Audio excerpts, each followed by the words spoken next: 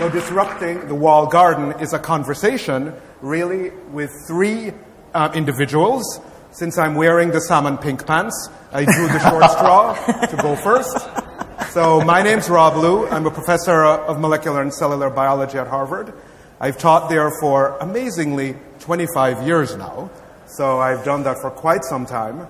And I'm also the faculty director for the Derek Bok Center for Teaching and Learning, as well as for HarvardX, which is the founding half of the edX consortium, the so-called MOOC platform.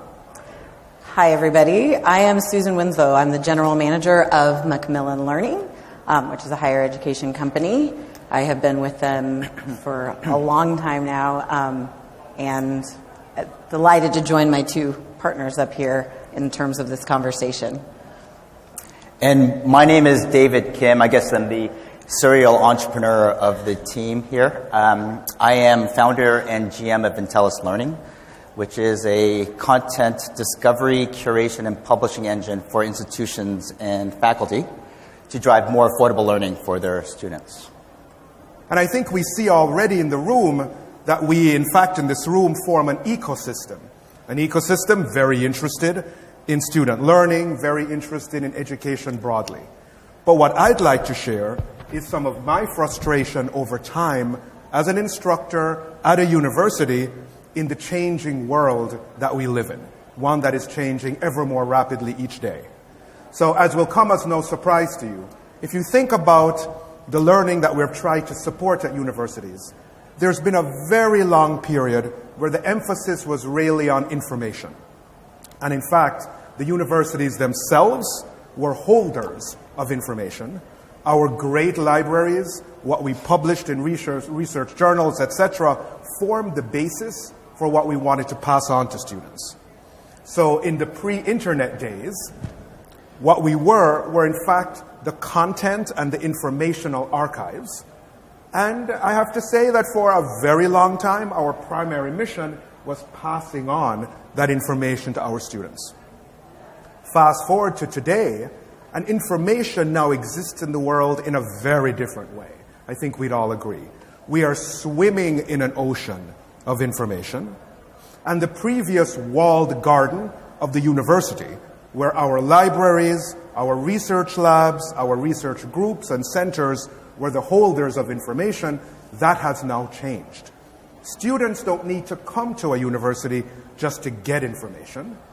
We have many different ways of passing information on to our students. The time now is, in fact, to help our students curate from the ocean of information the things that really support learning, the things that allow them to meet challenges in the real world in a profound way. But what that does is it really poses a challenge for the university. We have been designed in some ways to create knowledge, hold it, and pass it on. But now we're actually one node in sort of a vast network of information. And so how do we help our students navigate it? But how do we as instructors actually navigate that vast universe of information? How do we curate it? How do we assess that information? How do we thread it into a narrative that allows our students to learn? So over time, there have been many partners in the ecosystem of higher education that has worked with instructors like myself to make this happen. And one of the critical partners has always been publishers. Publishers have been the academic partners that from the research end allow us to publish our work, but from the perspective of teaching and learning, they are the holders of the textbooks.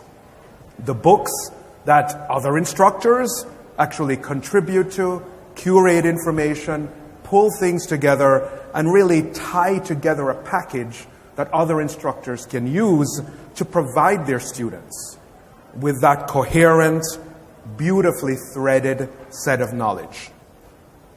But now we have textbooks, and we have the internet, and we have open educational resources, we have blogs, we have wikis, we have Twitter, we have everything out there that is constantly and dynamically changing how we view everything. So on the one hand, it's deeply exciting because we're able to, in fact, plug into not just knowledge, but the live creation of knowledge in real time in a way that we've never been able to before. But in the same way that a physical library holds what used to be just the books, in the same way that each book was a collection of knowledge that was held in stasis, and in the case of a textbook, until the next edition, we're no longer in that world. And so I've spent a lot of time talking with my friend Susan Winslow. We have worked together for a very long time, but this is a challenge that both of us recognize. So that if you think about the walled garden that we just spoke of, if you think about the Maze Runner movie, and then where that walled garden was situated, ultimately, that walled garden sat in the middle of a maze. And so ultimately, I feel that in academia, we're inside that walled garden, and what is surrounding us is a maze of information that as instructors and that our students need to navigate somehow. And so my fervent hope is that publishers will continue to be critical partners with us in figuring out how to do this right, how to evolve the ecosystem in a way that the new ocean of knowledge can continue to support learning and not distort learning and truth, which we know can happen. So I now turn things over to Susan. Really happy that distortion of truth is now my mission. To not let it happen, that's a big effort in these days. But we were talking also from a publisher's perspective. You know, what does our walled garden look like, and what have we traditionally done? And it used to be very exciting. We would create systems, curate content, work with partners, and create a closed system. And it was exciting because you could do things that were expected of you from an institution, like make sure everything was accessible, that you followed all the FERPA rules, that security was a high priority. And you could also watch a student's path very closely through whatever learning path they were doing through the system. And that allowed us to make really interesting gains and correlations in terms of student learning and what was happening and what we should recommend, et cetera. So that was sort of the good side.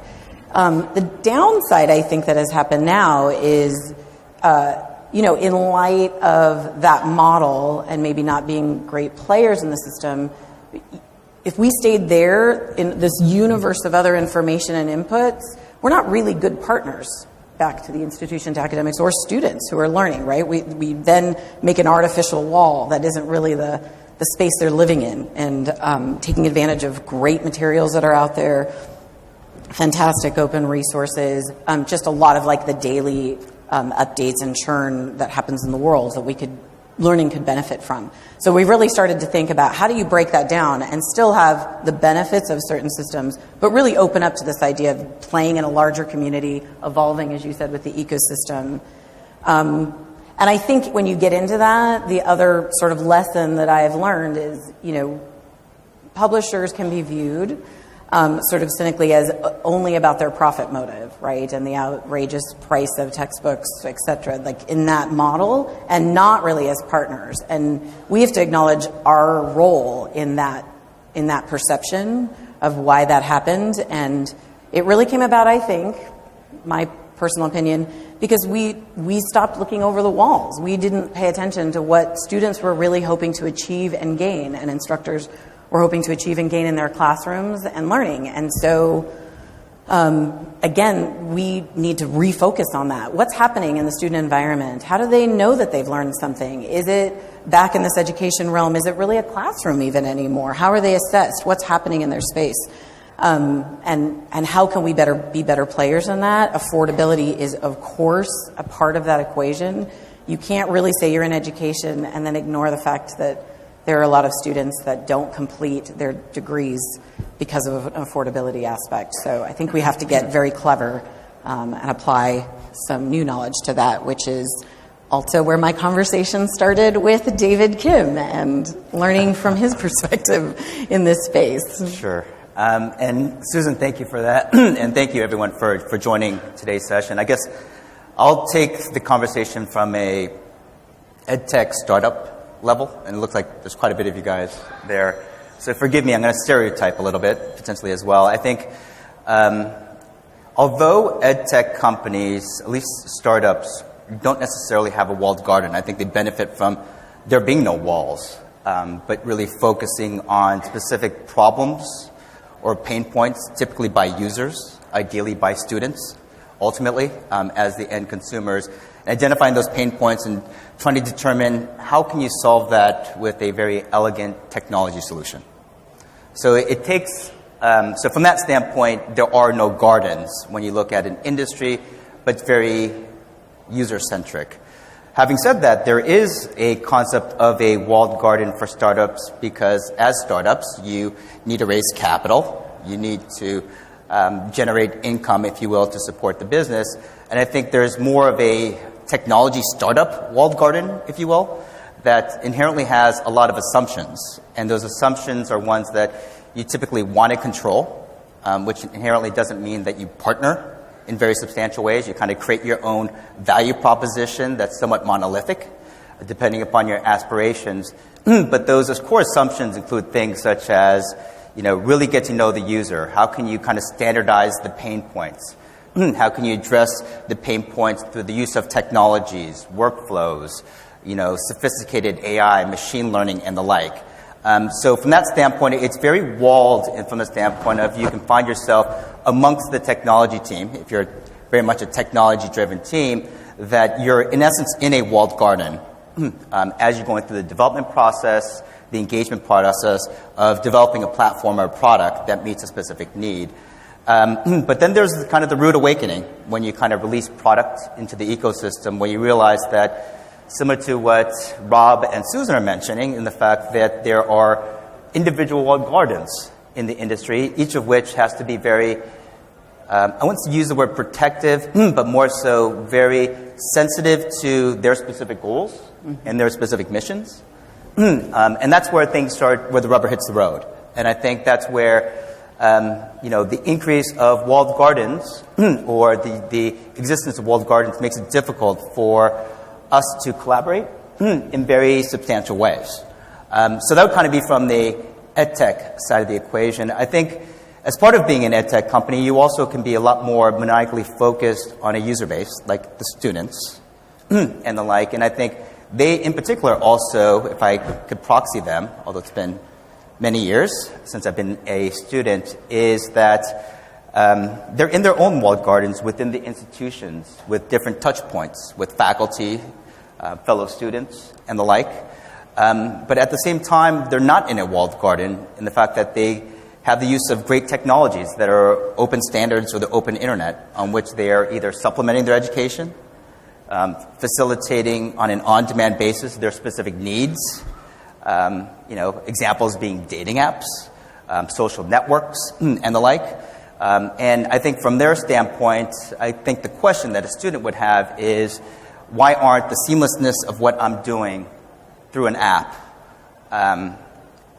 not existent in how I engage with my course or how I engage with my faculty?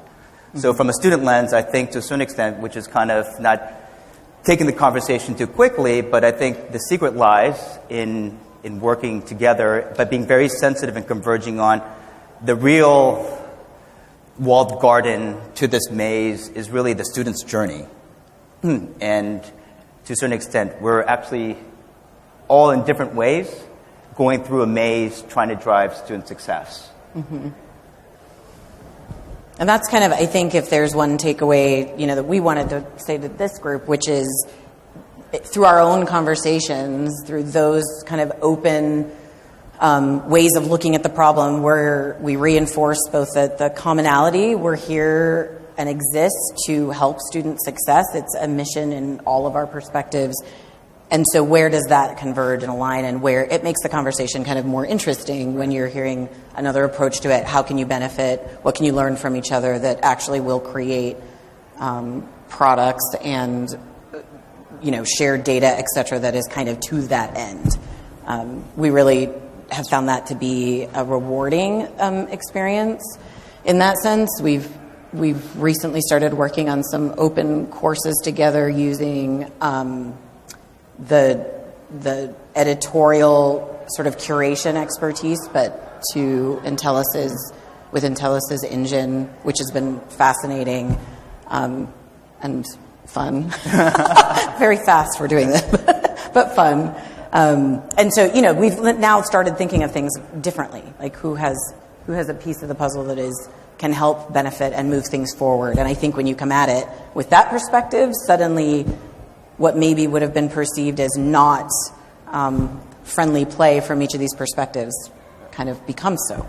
So we're going to open it up to questions, but we wanted to kind of remind, this was sort of our little half-hour starter in the community to kind of show what we've learned, but then also invite everyone. We're considering actually how to best advance this conversation, maybe hosting some sort of summit with great minds, other people who've been thinking about things like this and maybe doing them. So I would encourage everybody, if you've got an idea or you would like to be a part of that meeting or conversation, to drop one of us an email, and we'll take it forward, because this is really just the beginning for us. We've been excited, and we want to learn more, and from each of you. Also, I think one thing that would be really important to focus on is this idea of partnership and community that we're trying to really build and strengthen and evolve in some ways. Because especially at a conference like this one, at South by Southwest, the rhetoric of disruption is extremely strong at a conference like South by Southwest. Yeah. And, to be slightly sort of provocative, I think one of the frustrating things can be that in some ways we often see conversations or statements where each of us is trying to disrupt the other.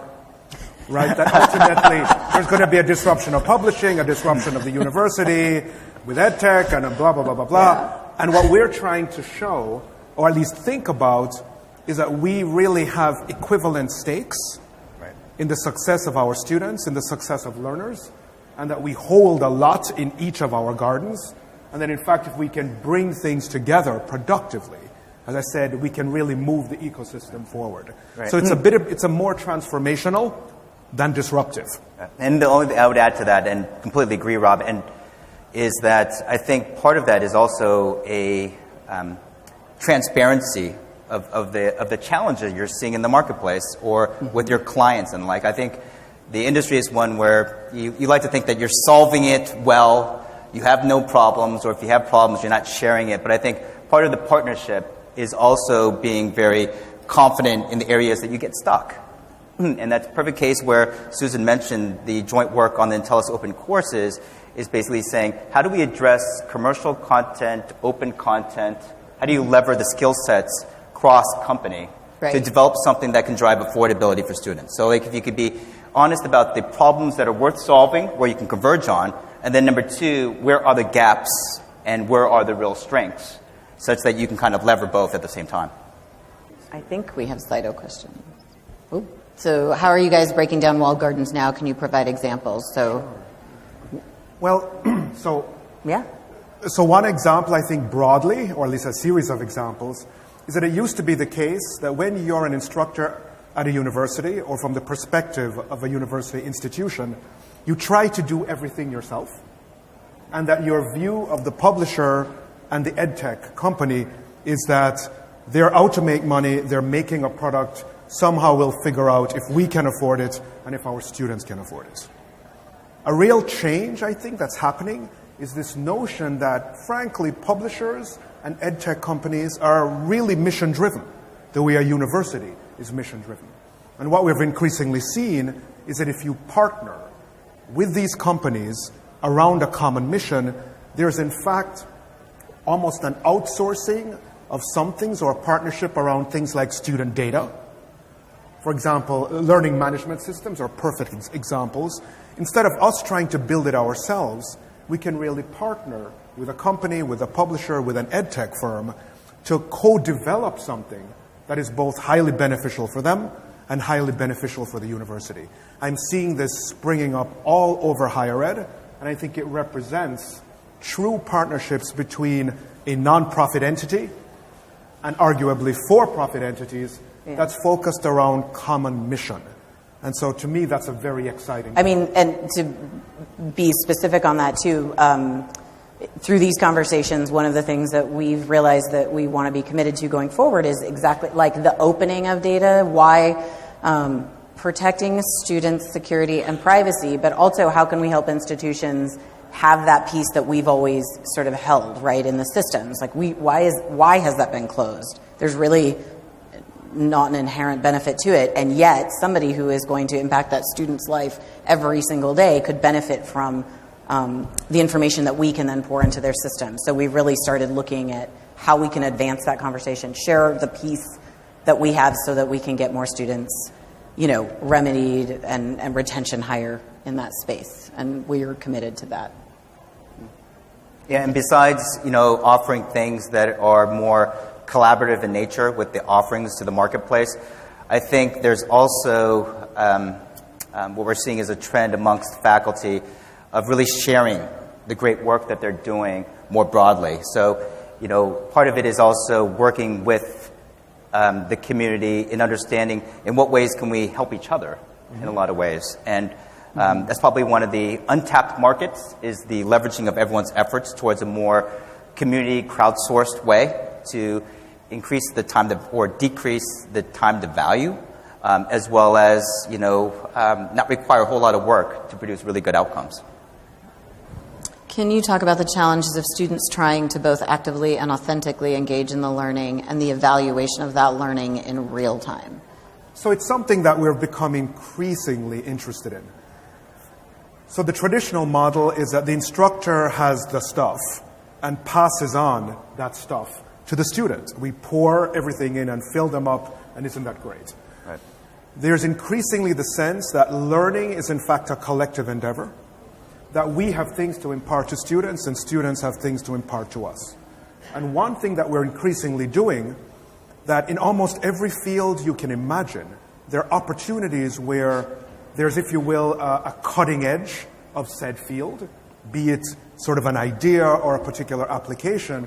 And in that learning, what you do is you create a journey and a process of discovery that you and your students actually participate in simultaneously. But what that calls for is some way to pull all of that information in very quickly, potentially even in the classroom, assemble it in real time, put it up, and discuss it collectively.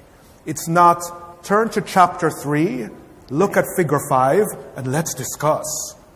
It's let's go live, find what we can, pull it together, critique it, pull it apart, and put it back together in something that makes sense.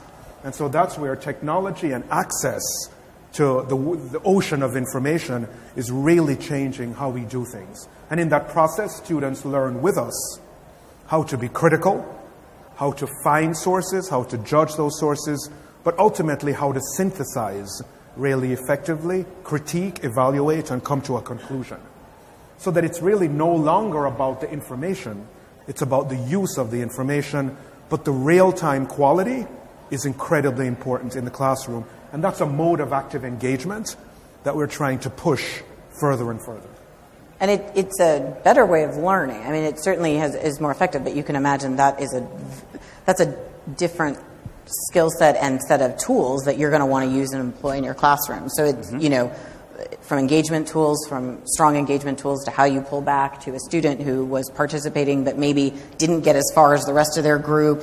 What do you create for them to kind of shore up their knowledge and make sure you're moving? I mean, while the classroom's changing and the way students are learning, we're monitoring that and coming up with kind of fun ideas and projects as well. How do you make learning engaging and fun and effective? So I think having those discussions, watching what happens, going in and sitting in classrooms, again, sharing the data back and forth, what's effective, what seems to be sticking.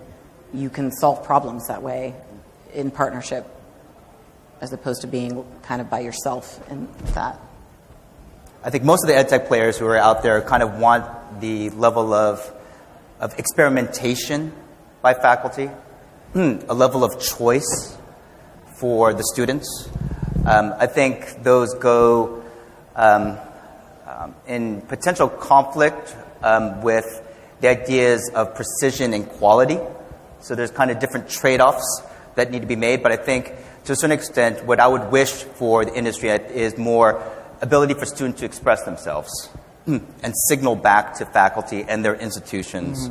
Then the question is, are there enough options for students and enough points of understanding their expression through their actions that will allow us to really optimize together? Because I think we can sit around the table, look at the data, but the data is really, how many times do they check into an application or into the LMS? It's not very actionable. I think to a certain extent is, why can't there be potentially more hypothesis and more experimentation without the sacrifice of the student being able to be successful for that course, on which that information can be shared broadly and new hypotheses being developed in regards to how we can impact learning. Yeah. So in some ways, I think one of the truly exciting things that the technology industry has spent a lot of time thinking about, but the education industry is just thinking about this, is that learning is not simply a process, it is also a behavior.